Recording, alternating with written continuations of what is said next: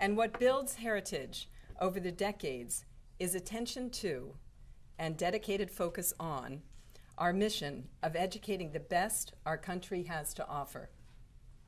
A constant drive to be better than yesterday. Act decisively in the present while we anticipate and prepare for the brightest of futures. And we, Penn State, are now doing just that. To start, we are refocusing our philosophy on how we act as a board, administration, and a university, entering a new era of better, more representative, and transparent governance. And in line with the necessity of expanding and reinforcing our strongly held belief that we are Penn State, we now have a dedicated outreach, development, and community relations committee.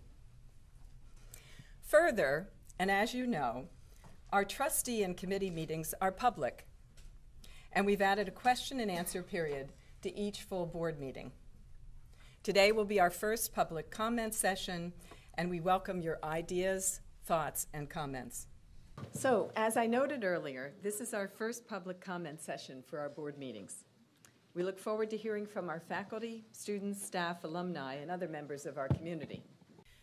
And just for the board members, if the question has something to do with the committee you're in charge of or you have that particular expertise, we will ask board members to chime in. I think it's been a little bit challenging for us to sit here and take body blows and people just choose to hear whatever they want to hear. So I'm sorry to go on about that, but I thought that the opportunity, given it was brought up and I'm surprised that there are only 7 people as others. And I think, Karen, under your leadership and Keith's and Rod's, we've been very thoughtful. We've been very clear. Unfortunately, people don't listen. And I would echo, though, what Mark said. I would love it if the people who came would actually stay and listen to the whole meeting, because I think they might learn something. So let's hope that that's a future trend. Okay, so now we're into public comment. And as you can see, the hour is getting late. But first of all, I'd like to say that I'm extremely disappointed that you stated that there will be no answers to our concerns today. Mm-hmm. That's a game change from the last board meeting. It was not announced.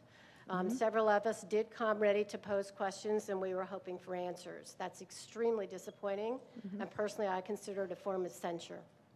Okay, now we look forward to receiving comments from our faculty, students, staff, alumni, and other members of our community.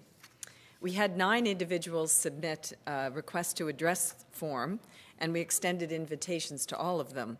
However, only 7 individuals accepted the invitation to speak today. Now we come to the portion of our meeting which I, as vice chair, advocated for. Now as chair, we'll see how I do.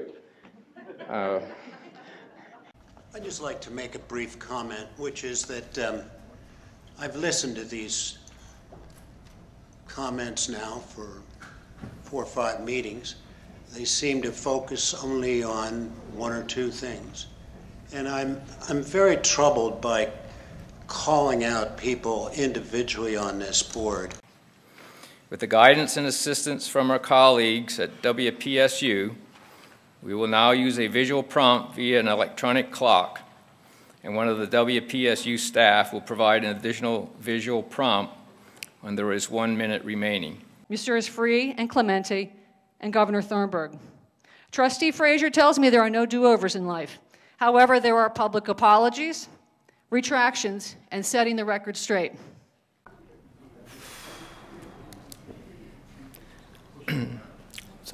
We'll now proceed with the public comment session of our board meetings. We have 10 individuals with us today.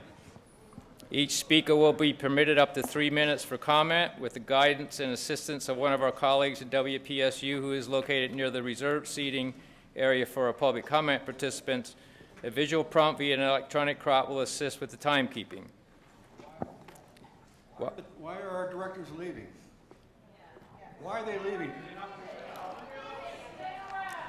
Eric, don't you want to hear the public? Sorry, I was truthfully engaged in the store. And so there's a large audience there who's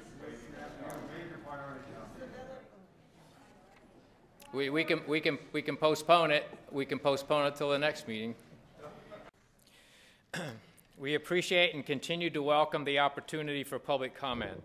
As chair, I will be reflecting back upon the format of our public comment session to ensure that we enter the new year with ample opportunity to obtain input from our students, faculty, staff, alumni, and friends for the benefit of the board, while providing an appropriate platform and format that accommodates expression of views from a diverse and varied base. I will explore and consider how best to proceed, and we will be sure that any changes in our public comment period that may be made, if any, are appropriately noted on the board website at least 2 weeks before our January meeting. We will also be taking a look at our standing orders to determine whether any modifications are necessary or appropriate. Keith, are you suggesting that we would be moving the public comment from the public session to, say, a committee? Is that the reference? I'm not suggesting that. I'm suggesting we have speakers who are signing up that and not allow. We don't have the opportunity for speakers that haven't had the opportunity to speak before. We have speakers here today who have spoken recently before, multiple speakers. We have speakers who are intimidating other speakers who won't come. We're going to take a look at this. Keith, Yes. I would like to thank the speakers. Yeah. Not all of them voiced opinions with which I agree, but I really want to thank them. They did a wonderful job.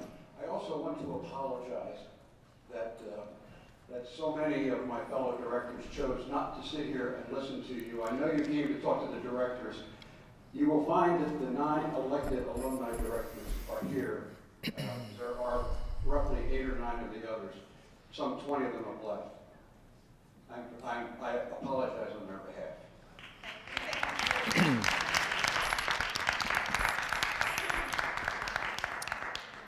There being no other business, this meeting's adjourned.